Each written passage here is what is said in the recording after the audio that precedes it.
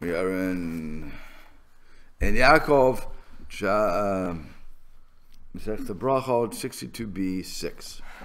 Okay, and it says the Mishnah continued, and it said Rokika Mikol V'chomer. It says, in spitting on the Temple Mount is prohibited on account of a kol v'chomer argument, a major, it's a minor. I should say that way. The major argument, major to minor. A forte. How would you say a forte? Major to minor, or minor to major? A forte is by strength. So that would be major to minor. There you go. So Amar Rav Bibi, Amar Rav Yoshua ben Levi. So Rav Bibi said the name of Yoshua ben Levi. Hakol harokek bahar. Anybody who spits on the Temple Mount, Bazmanazeh, even today, ki ilu rokek babat eno. It is as if he spits in the pupil of God's eye. Obviously, that is a anthropomorphic use of, God doesn't have eyes. So as it says, Shneimar says, Vayu einai bisham kolimim, and my eyes and heart will be there all the days. So it's talking about, he explains, we're dealing after the destruction of the temple, and the days, the phrase all the days teaches that the connection endures even after the destruction. So today, if you were going to go to the Har HaBayit, to the Temple Mount, which we can't really, well, you can still get up there at the right times, but you would not be able to spit on the ground. Okay, if you did, it would be like spitting in Hashem, quote unquote, Hashem's eyes. So now it says, Amarava, so Rava said, Rakika Bebeda Knesset, Sharyeh. Mididahave Amin al. Spitting in the Shul, on the other hand, is permitted, since its law is similar to the law of a shoe. Man al Baharabayit al Surabeit Knesset Mota, just as wearing a shoe is prohibited only on the Temple Mount, but is permitted in a Shul Afrikika. So too, with regard to spitting, Baharabayit law who the Asur, it is only on the Temple Mount that is prohibited from spitting. Bebeda Knesset, Shari, but in a Shul, it is permitted. So what's going on here? Why would you spit in a Shul? Because one, you may just have mucus in your mouth. Say again? That's what a tissue's for. They didn't have tissues. Today we have tissues. Let's not forget what we're dealing with. Okay. They used to have spittoons also, because people would chew tobacco, whatever they were doing. So you have spittoons. So there was a shul in, I think it was in Bangor, Maine. I'm not sure if Moncton had it, but Bangor, Maine has, they used to have, in the shul, used to have spittoons.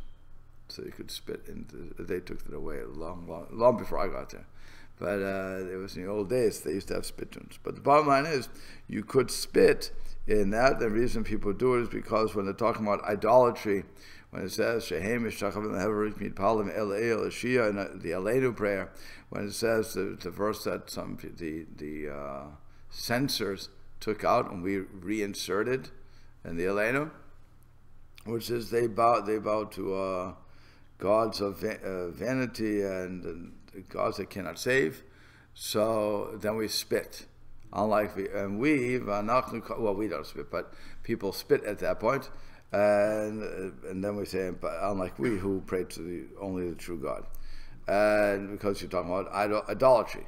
So at that point they would spit, and so the people who do spit to this very day, they will spit and then use their foot to put it into whatever the ground is going to be. Obviously, if you spit too much, it's not a good situation, certainly not on a rug to have that. But if it would be on a wooden floor, you could see that, or a dirt floor, you could see that wouldn't really do much to it. But that would be why they would be spitting in the shul. and it would be permissible, unlike on the Temple Mount where it is not and would not be permissible, according to this. So Amrle Rav Papa Rava. Rav Papa said to Rava Amrle, and some say it was Ravina who said to Rava, yeah, and some people say it was Rav Ada Bar Amatna said to Rava. Bottom line is, we don't know who's talking to Rava, but somebody's talking to Rava. Okay?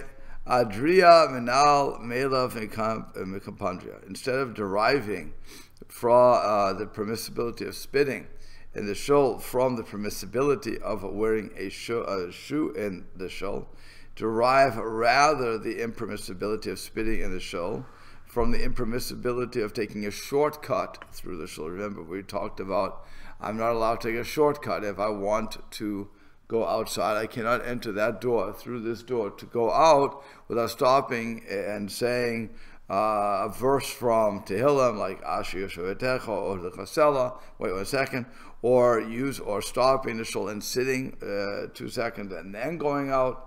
But as to walk straight through there, it would not be permissible. So the same way as it is not permissible to walk through the shul, why spitting? Why would you think that you'd be able to spit in the shul? And so then why do you feel that spitting is better compared to wearing shoes than taking a shortcut? Okay? Because in no place can I spit, or can I use that as a shortcut? Yeah, your question is? For this situation here, Where's here? Yes. It's not a shul, it's a multi-purpose room. So how is that? Because there's an Aron Kodesh? Or because the Aron's there, because the Torah's there, can you not skip through it? Or because it's not a shul, technically, so you can skip through it? A Beit Knesset is a house of assembly. So I keep translating as shul, and there are certainly laws related to the Beit Knesset, which this would not fit, right. Granted. Still no, out of respect for the room, people would argue. But to answer your question, without respect, no, this would not be the same. Because this is not, it's used as a Beit Knesset, it's also used as a Beit Medrash, it's also used as a dining room when we need to. So no, it would not fall into that category. The closest you would get to that, the closest, and even not even there, would be the Shul, HOC, and even there, they use the room, it's set up for different things. So today, I don't know if there is such a thing as a Beit Knesset, specifically Beit Knesset. It would be interesting if there would be a place that is always set up just for that. In the old shuls, like when they have separate buildings, right? Say again? In the old shuls, the really big old shuls, they have separate buildings, or everything, or some separate buildings. Like the walls can't come down. Well, if the walls can't come down and they don't, and it was, again, how did you make the shul? Right. If I made the shul with the condition that I could have lectures in the shul, then it's no longer a shul like that. See, that's the whole thing. Can I make a wedding in the shul? Can I do a shul, a Beit Knesset? I cannot do a lot of things. A halacha is very strict on what can and cannot be done in strictly a Beit Knesset. Okay, and so most of our shuls became, because we weren't rich, so it became a one-room, like a one-room schoolhouse, a one-room thing, one-room building, where you're going to daven, you're going to learn, you're going to do all these different things. You can't eat or drink in a Beit Knesset. People do it here constantly. And again, not illegally, they're doing it quite legally. So it's, and if you go to, if you get a HOC, they have a coffee urn in the base madrash. And so, and then, like I said, they eat in the gym, which is connected to the shul. You know, they open the door. Does it make the gym holy now? The answer would be no. So, you know, and then they break down the room. Again, the room was made to be broken down. So, I don't know if there's any shul today in America that is specifically just a shul, and it was made with that contingent, that condition. I'm sorry. Okay, so but that's what we're dealing with. So Rava responds to him. He says, "What are you talking about? A shoe is." The question is, do you feel? Why does Rava feel that spitting is better compared to wearing shoes, which cannot be done in the Harabayit, but in the Temple Mount, but could be worn in the Shul? So, and the same way he wants to say spitting is just as spitting is, just wearing shoes is permitted in the shul, in the shul, so also spitting, because just as shoes are not allowed in the Temple Mount, they're not allowed here. And when it comes to using a shortcut, in both cases, it would not be permissible. Okay. So Rava responds to either Rav Papa, Ravina, or Rava B'Maswa V'Seder. Tani Elifin Na'al Viat Amrav V'Kapandria.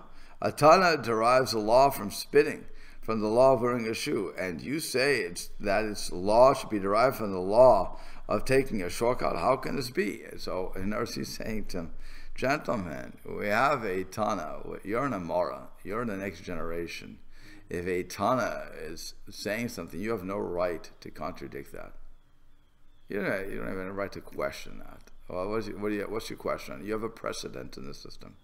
So you ask me why I went for the precedent versus something that you think would be more logical. It's not really a question.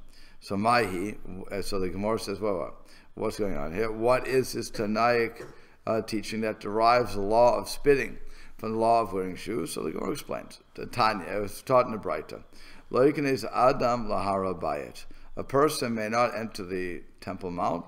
Lo b'maklo should be neither with his staff that is in his hand, v'lo bin alo shebraklo, nor with his shoe that is upon his foot, v'lo b'ma'ot hatsurorim lo b'sidino, nor with money tied in his handkerchief or his kerchief, v'fundato mufshelet lacharav, nor with his money belt hung outside his clothing, v'lo yasan kapandra, and one should not make the Temple Mount a shortcut, or a kika mikol v'chomer min ha'ala, and spitting is prohibited on account of a kol v'chomer from the law of a shoe as follows.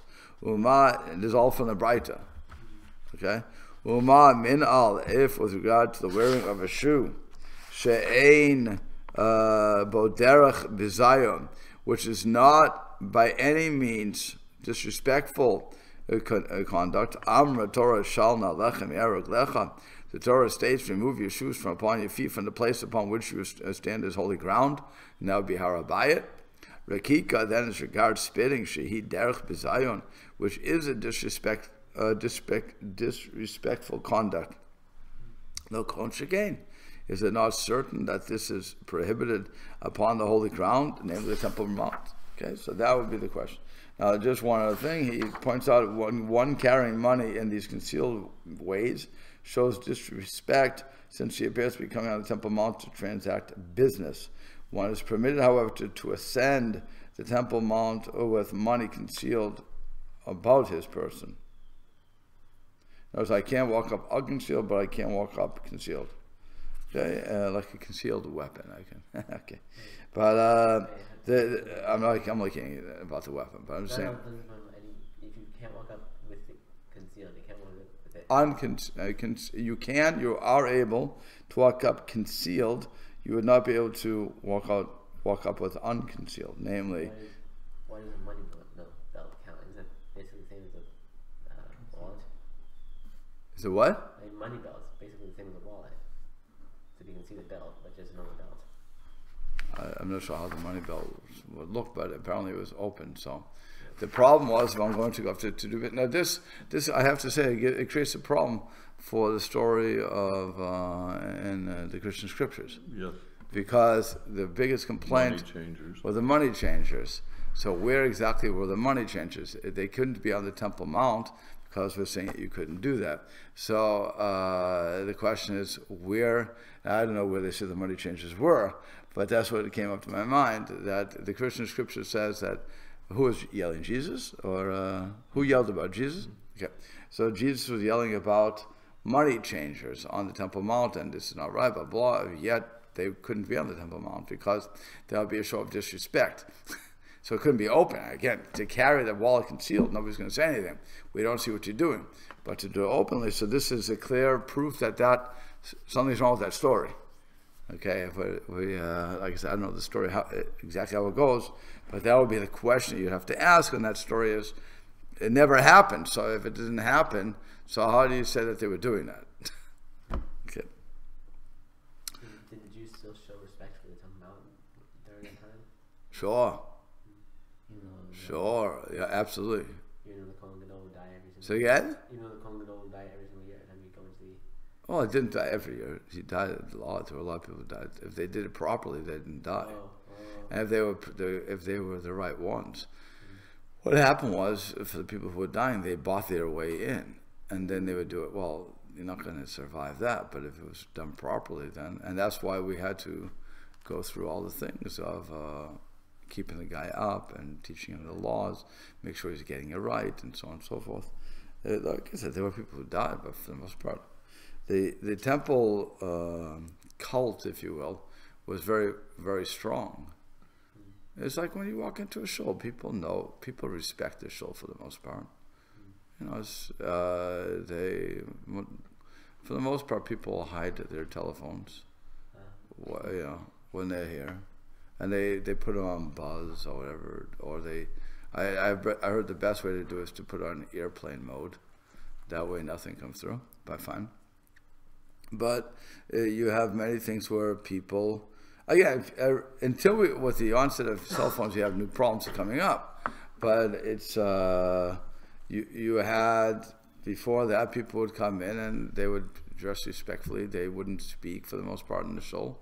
There's a lot of things. There still is that mode that mode of conduct that happens. There still is that respect that happens when you walk in. As the same way you walk into any holy place. The same way as when you walk into a library. There's a modicum of respect in which you don't start yelling, "Hey, Jimmy!" You just don't do that. You don't yell. You know that you're supposed to be whispering in that place. Okay, so I think they still whisper, right? They still whisper in the libraries.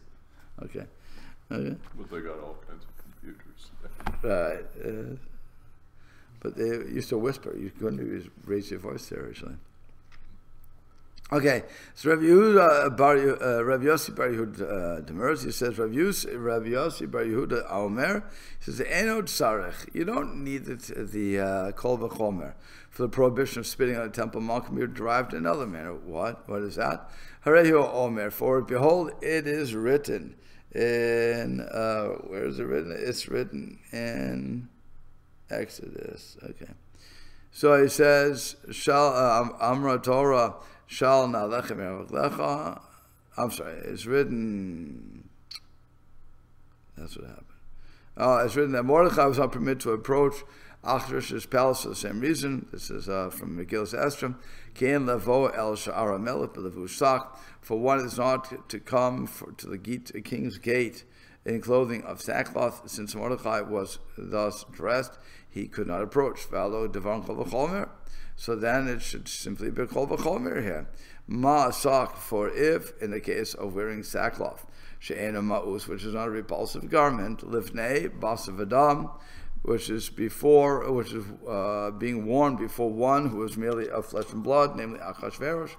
Kach it is considered great dishonor, akika, then with regard to the act of spitting on the Temple Mount, shehi ma'usa, which is repulsive, lifnei melech malachim, before which is being performed before the King of Kings.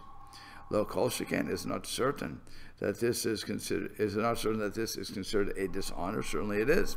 Clearly, then, one is prohibited to spit upon the Temple Mount.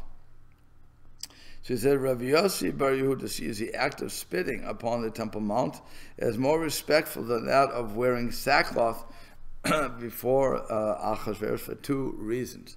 The first, it is a repulsive act, whereas wearing sackcloth is not. Secondly, it represents dishonor to the King of Kings, while wearing sackcloth before Achashverosh merely dishonors the while wearing sackcloth before Achashverosh merely dishonors a mortal of flesh and blood. Therefore, if wearing sackcloth before Achashverosh is viewed as a disrespectful act, then spitting upon the Temple Mount is certainly viewed as such. Yeah, so you understand? By the way, this also gets to the other part of how we should dress for Shul. or when you're doing something like that. Because if we would normally go to a place like an interview, and we're going to wear a jacket and a tie, or however we're going to dress, and suddenly we come into Shul with shorts on, and you would not go to an interview with shorts, I guess, unless you're going to interview for it to be a beach bum, maybe, or a lifeguard, I guess. Maybe you would wear your bathing suit, but otherwise, I think that you're not normally coming in shorts or in badly or torn pants or whatever the case is going to be. So the question is, should you be doing that when you come to Shul? And I leave that to the audience out there to decide whether or not they should. Okay, we see that the Tanna Kama of this Braita derives the law of spitting from that of wearing shoes. Accordingly, Rava also compares the two laws and rules that just as one is permitted to wear shoes in the Shul, so too is one permitted to spit there. So Rava's disputant responds. Amalei, he said to Rava, Anachi Kamina, this is what I meant to say. While it's true that with regarding to spitting on the Temple Mount, we compare it to the law of wearing shoes, there let us nevertheless say that just as here on the Temple Mount we treat spitting with stringency by deriving its law from that of wearing a shoe, and thus rendering it impermissible on the Temple Mount, so too here in the Shul we should treat spitting with a stringency by deriving its law, that of a shortcut, and thus rendering it impermissible in the Shul. So what he's saying is, let's say it's a chumrah. Let's say it's not a direct law, but let's say it is a stringency on the law, which would mean what? It's not entirely bad. Which means it's not really usher. Right? If I want to make it, when I say I'm setting up a stringency, so that means really it's permissible. But what I did was I just said, you shouldn't do it. It's not nice. Or it's going to lead to something else. Okay? But if I say it's forbidden, it's forbidden. If I'm going to learn from something else which is forbidden, so that's something else. But that would mean that this is forbidden. But once I say it's a stringency, I'm being machmir. Really, I'm agreeing that if one would spit on the Temple Mount, it would not be a problem. Wouldn't be nice, but it wouldn't be forbidden. For I will say thus, in the case of the Temple Mount upon which the wearing of the shoe is prohibited, less indeed derive the law from spitting from the law of wearing a shoe, and prohibit spitting on the Temple Mount. Aval Beit Knesset to Shari min al Bad, the case of a synagogue within which the wearing of the shoe is permitted, adiyalif min al the hetters, instead of deriving the law of spitting from the law of wearing a shoe, thereby contriving to be permit spitting in the shul, neilef mikapandriel lishon. Let us rather derive from the law of taking a shortcut so as to prohibit spitting in the shul. You understand what's going on here? If you're going to compare it to the shoe, so the shoe is not a matter of disrespect, right? You're walking through is very nice. The Torah says you can't, but otherwise there would be no reason not to, and that's why we wear it in the shul. So if you're going to compare that to spitting, then you can say spitting is permissible, right? Because shoes and wherever it is permitted to wear a shoe, then it would also be permitted to spit. So he says, so I'll tell you that let's go make him go stringent here and say, no, let's not follow the shoe, but in the case of the shul, let's follow the shortcut, just as it's forbidden to take a shortcut, because that would be a denigration to the shul. So also let's learn you cannot spit from there. So you can either learn it's okay to spit, or you can learn it's not okay to spit. Well, it depends on what you're learning from. Right on the root of the whether it's if it's a shoe, then you can. If it's the shortcut, then you can. Correct. Which one you want to pick leads you in the other direction. Correct. So that's what he's saying. Let's go chumrah. So he says, and he explains that since spitting is a disgusting act, we cannot derive its permissibility in the synagogue from the fact that it is permissible to wear a shoe there. For the very fact that spitting is disgusting may well be reason to prohibit it. However, the Braita's derivation of the impermissibility of the spitting on the Temple Mount from the fact that it is permissible to wear a shoe there is another matter entirely. For if wearing a shoe, which is not a disgusting act, is prohibited on the Temple Mount, then spitting, which is a disgusting act, is certainly prohibited there. Rava's disputant thus distinguishes between the Braita's equating of spitting and wearing a shoe, which is logically defensible, and Rava's, which is not. He accordingly wishes to prohibit spitting in the Shul. So Rava explained his position differently.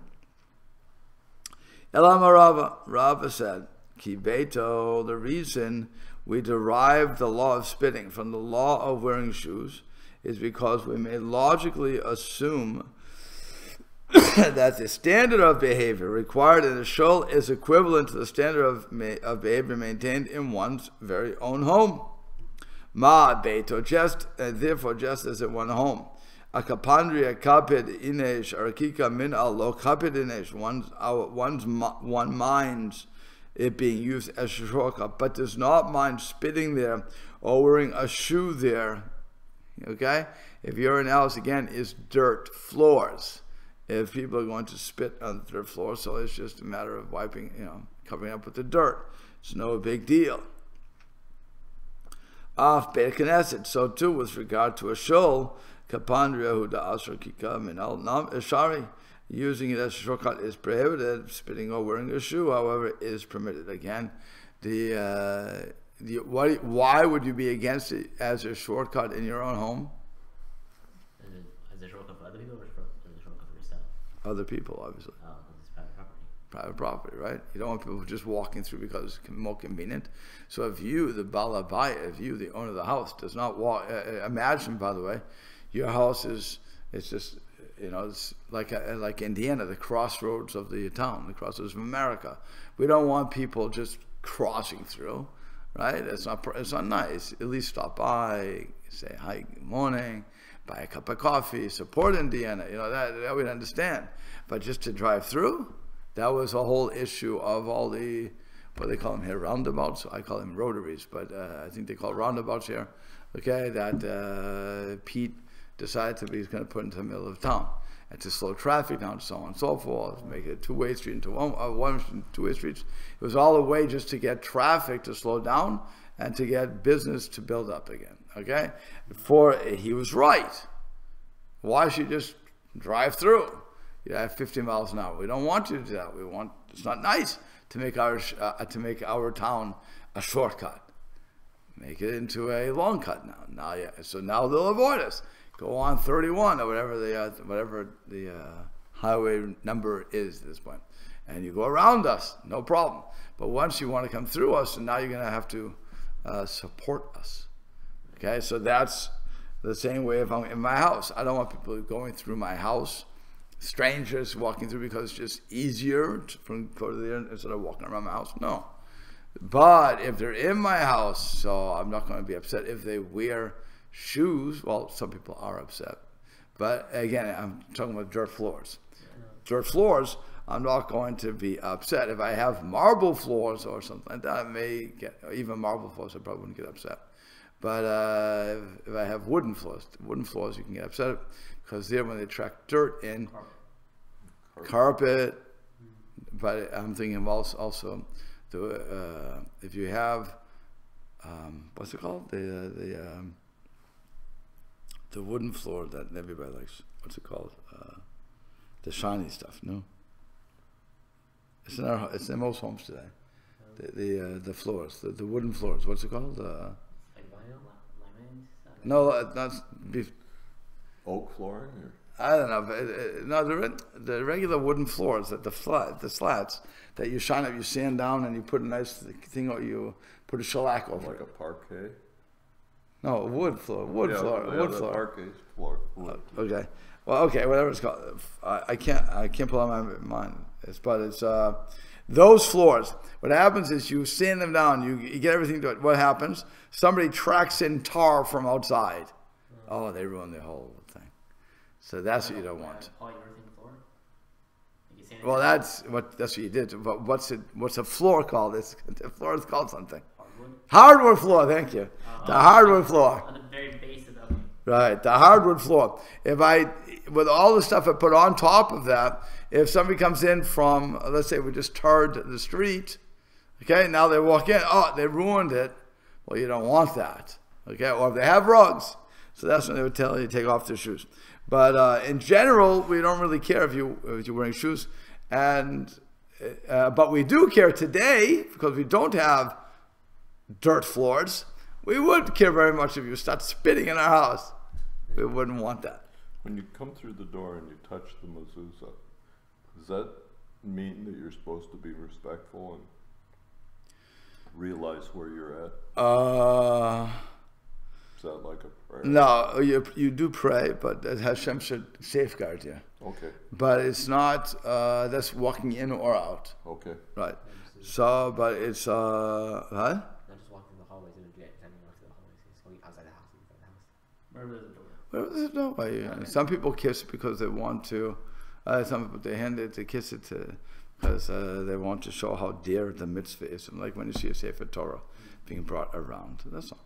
Some people just keep walking through. Again, the mitzvah is not to kiss it. The mitzvah is to put it on the wall, on the doorpost. But again, to show your love for the mitzvah. So that's what they do. But the halach is you put your hand on it and recite a prayer. So now if you're going to do that at every single doorway, then you have a bit of a problem. You won't get anywhere by the time you finish this. Right. And you also have to remember one other thing. Originally, they didn't have 10 mezuzot to every house. There was think back to the old days. There was one. One room. We put you in there. There was one room, one mezuzah. It was a studio apartment. Right. It was really, hardly ever you had a separate room. Also, the doorways are arched. No, those you put. Yeah, but I'm just saying, even there, you wouldn't. How many were there? Unless you had a gigantic house, a normal house. What? The attic doors are going up to the attic. Well, again, if you can walk in the attic and it's a livable space and it's a proper amount of space, yes, you would put it there. Like, I'm thinking of, I can't remember how they're built or how you get to the attic in the old-fashioned. A ladder. Yeah, a ladder. No, then you wouldn't do it. Yeah. Has to be a standing doorpost. Okay, so if there's a ladder and there's a little platform and then there's a door, then you have to put. I mean, if there's like a weird, like in buildings today, the stairwell goes all the way up and then there's a little landing and then the door to go to the top of the roof. And if you look back, the roof is flat except for one little block, which is the door stairwell area. Yeah. That was the time. That door you would name mezuzah. Right. Okay. Because it's going outside. Inside or outside? I mean, an actual door. it's a door. That's why you need it. It's just a trap door, and you went up. No, a trap door you don't need. Okay. That's why a bulkhead doesn't need it. A bulkhead. Bulkhead. You're in a farm. A bulkhead. Oh, okay. Think about the. Right. That's lying down, Yeah. so you don't need it there. It has to be a standing doorpost. So you don't have a bulkhead on the farm? Like a basement thing? Yeah. Really?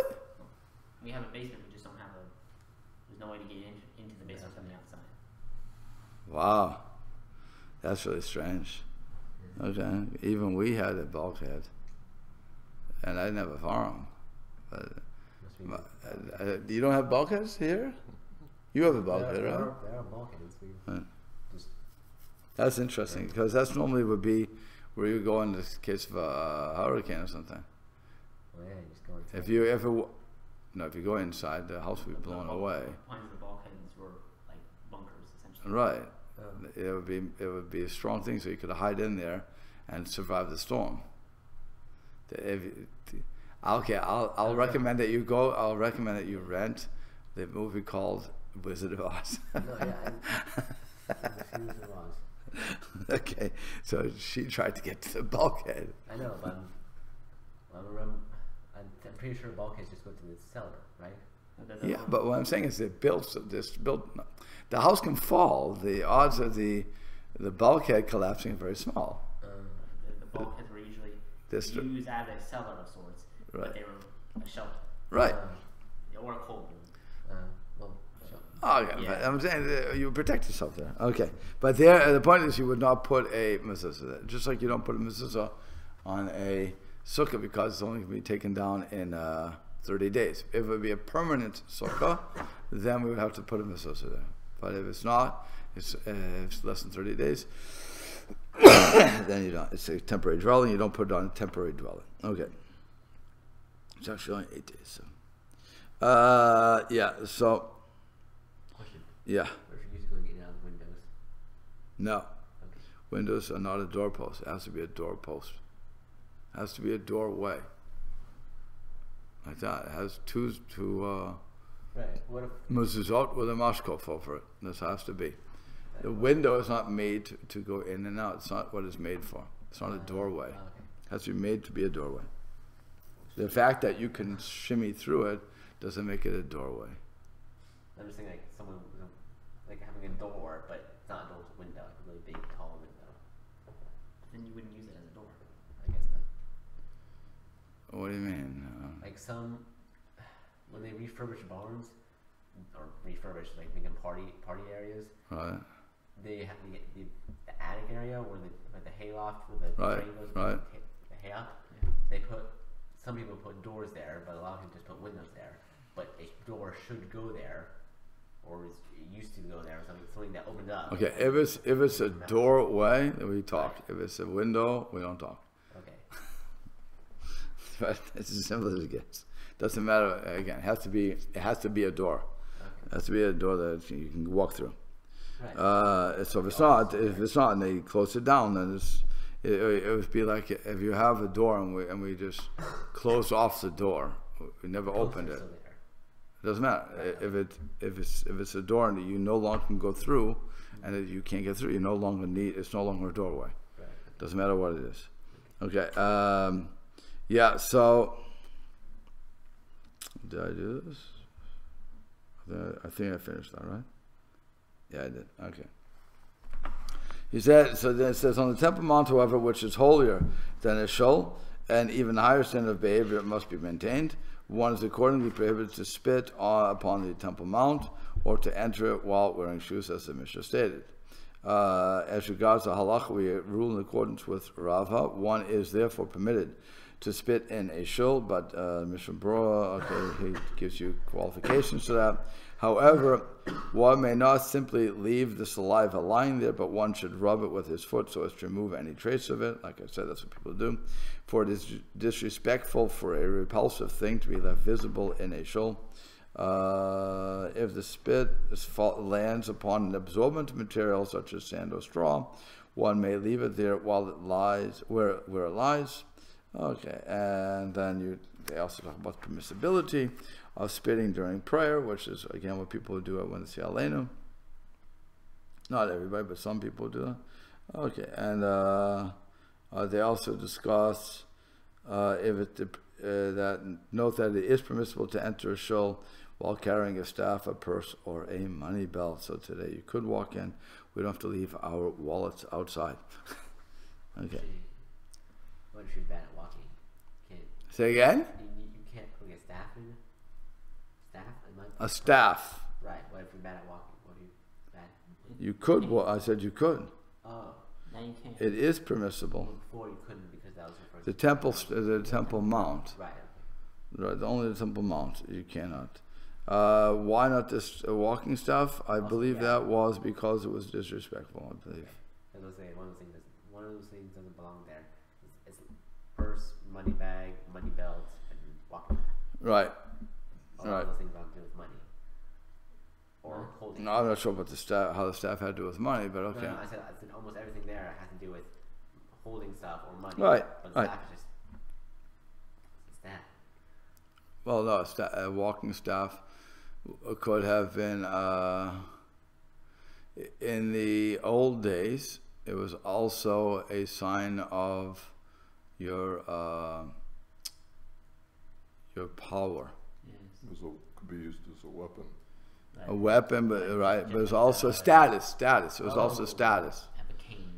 No, And just remember that like Fancy stuff. a fancy cane also, but that would be arrogance. right. But that would be another thing. But the staff was also like I said, it was a status symbol. That's why when it says that Yehuda met Tamar, and he didn't know it was Tamar. Okay, and she said, "Give me a staff." Give me. And why the staff? What's she picking the staff for? Because the staff was a symbol of authority and it's a symbol of status that he had. So that's the type of staff we're talking about. It could also be used as a weapon. So you don't want weapons. We all know you don't want weapons on Temple Mounts. It doesn't really work out that well. Okay. And we see that today. Okay. A lot of the books that we study have the word gate in them, where it's metaphorical that you're going through gates toward an inner sanctum, a place of worship and respect. Right. Okay, so here we go. So it says, "Kol chotmei brachot shel mikdash." So all who would enter, all those who would conclude blessings in the first temple would say, "Until the world, ad olam."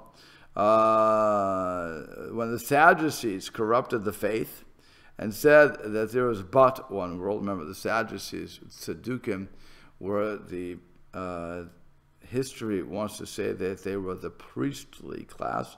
I always question that personally, but they, the Sadducees, believed that only the written Torah came from God, but that the oral tradition was not from God. It was just machinations of the rabbinic mind, and therefore they did not feel. They said people do not need to follow that, and so that was now. Even though Sadducees did follow much of the oral tradition, because all of our halacha is based on oral tradition. Kosher is based on oral tradition. How to slaughter the animal is all oral tradition. Tefillin is all oral tradition. I mean, there's so much that is oral. You can't get away from oral tradition. So what they decided was, well, that's again history. Whether or not they did this, we don't know, because history decided, historians decided this was the case. But historians say that the Sadducees, in their attempt to assimilate, just kicked out the oral tradition. So when they corrupted the faith and said that there's but one world, Ezra and his colleagues instituted the concluding blessings in the second temple would say, "From the world until the world." Okay, so that was what they. So that was what's going on. Yeah. In that country, there were the Sadducees who wrote. In which country? Time period, the era. The yeah. Sadducees came up from the whole argument of I forget the teacher, but there was two students who Sadok and Baitus. Right. Yeah, they came from Antigonus Ben Socho. Right. Right. And they misunderstood one of the lessons, and they decided that there is no reward, so we may as well not do anything, something like that, right? Right. Antigonus Ben Socho said that you should not serve God on condition of receiving a reward, but rather you should serve Him like a servant for the want of receiving reward. And so they said, well, that's ridiculous. Of course, everybody works for reward, and they rejected his teaching. So from there, the rabbis say that rabbis must be very careful with their words so as not to cause their students to drink from dirty waters, which means to go off the derech. Right, so we always bring up the Sadducees. I always heard of the Sadducees, but there's also the Pharisees. The Pharisees are us. Ah, okay. Perushim are us, the rabbinic, what we call rabbinic Judaism today. We are the Pharisees. So when the Christians fought the Pharisees, they didn't fight Sadducees. Did you fight Sadducees? No. When they fought the Pharisees, they were fighting Torah Judaism. They were fighting the rabbis. They liked the Sadducees because the Sadducees were Bible thumpers. They said this is what the Torah said. Now, of course, nobody can live by the Torah. If what it says, you can't make a fire on Shabbos. So the descendants, if you will, of the Sadducees, which would be the Karaites, much later on in history, but they the Torah said you cannot make fire, so we have to sit in the dark on Shabbos, and we can't eat hot food. The Pharisees said that's ridiculous. Of course you can. If the fire is already on, you can keep using it, and so much so that you can have warm. If you left the food on from the previous night, you can have or keep it warm from the previous night. You can have warm food. Thus, you have chulent today. These are all remnants of that fight, chulent, or some warm food, the blech that we have that you put stuff on. If anybody would just have all cold stuff, I guess. No, vegetarians also have warm stuff, but right. The point is that you're supposed to have something warm to show that you're not one of those. You're not one of the Karaites. No, because that would be a big thing. Karaites rejected world tradition. Did they just go away? No, the Karaites, there's still a group somewhere. I think in Israel there's 5 or 6 of them or something like that. There's not many of them. I mean, right. the problem with the Karaites, like the Sadducees, like the Christians, like everybody, is you can't live by the literal word. It's an impossibility. So what they did was they made up their own tradition. And that's what, in Christianity, you have the church fathers.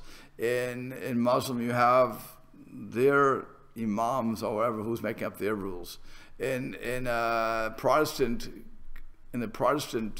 denominations, you have those guys who make up their interpretations. I don't know if there's any standardized for the Protestants. Is there? Do you know of any? No. They'll just make it up as they go along. Okay, so I'm sure some Protestant will yell at me for that, but for the most part, everybody has an old tradition. They just don't know where it came from. We're the only ones who say it came from Hashem. And therefore, we're bound to it. The Conservative Forum, they created, even though they rejected everything. They rejected the oral and written. So they just came up with what they want and interpret when they want. And I mean, I'm not being mean about that, but that's, if you just follow it logically, if you don't follow, if you don't even accept the written tradition coming from God, so why are you bothering with anything? Leave me alone already. You don't like what it says, throw it out, and which they basically do. So it's and that's their tradition. And Reconstruction is even further away from that. So you have all these different things. But Pharisees would be, like I said, Orthodox Judaism today, where we recognize that both the oral and written tradition came from God, from Mount Sinai, and we have to deal with that regardless of whether or not we like it. We have to deal with that. The others did not. So Sadducees broke off. Again, accepted a lot of it. They were kosher, they were doing everything else, but there are certain things that they disagreed with, and temple service being one of them. But as you see from the Gemara, and I forget what the Gemara was, but I think it was in Pesachim, where, no, Yuma, that was what it was, Yuma, that it says that the one Kohen got in there, who was of the Sadducee family. He said, finally, I get to do it the right way. And his father said, no, do it their way. I don't want you to die. In other words, what's he saying? We're wrong. You're in a place you're not going to survive if you do it our way. Don't be an idiot. Do it the way that the rabbis have said it, and that's it. The son does. I don't believe the son listens. I think he does.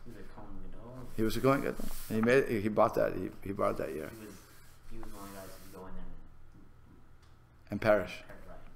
Right. I'm pretty sure he did not follow his father's advice. But the amazing is the father said, don't be an idiot. Right. We know what we're supposed to be doing. We have an argument. By the way, this his statement gives a big mussar to everybody else. In other words, what's going on? You and I can look at a verse. I can think it's one way. You can think it's a different way. The bottom line is, we know how it's supposed to be. We look at the Shulchan Aruch, we see what's supposed to happen. For you or I to say that we disagree with what has been accepted over the years, and all actually do that, we're putting ourselves into unnecessary danger. So rather than do that, follow the rules And you can always have that argument in a theoretical sense. That's what the father was saying. We can argue all we want theoretically. It doesn't affect us. But once it comes down to affecting us, don't be an idiot. Follow the rules. You understand? So that's really what was going on with the Sadducees and the Pharisees and the Essenes and the Zealots, and again, as you go on throughout time. All the different groups that will come out of that. And before that, by the way, the Hellenists and the Hasidim and various other breakups. Before that, you had Korach and his rebellion. There's never been a lack of rebellion. And it's always come down to the same thing. We're always questioning the rabbis. The only thing that changed maybe in the 1800s was that's the first time they rejected, out of all those years, of all those millennia, the Reform was the first one to actively reject the concept that God wrote the Torah. That's the only one in recorded history that I know of that rejected that. They rejected the basic tenet. From there on, who cares what they said? You reject the basic tenet that God gave us the Torah? That's it. So now you're out. Now, I don't know which, and then Christianity also has Universalist, Unitarian. They also reject any, it's all human, right? But the Torah is more than just a book. Its meaning is law. So you reject it. Right. All But I'm saying. there's some that they reject everything. Who right. knows? Right. But it's only since the 1800s. It's, They before that, meet out in the park. And right. Before that, nobody rejected it. It was everybody accepted Torah from being from God. So that I'm pretty sure it's the 1800s. But again, 1700s, 1800s, somewhere around there. But before then, it was never rejected. We'll have to stop here. Is that Mendelssohn? Mendelssohn, but it was before. Even before that? It was Wellhausen. Okay. Wellhausen Okay, would have I been. remember He was when just following him, right?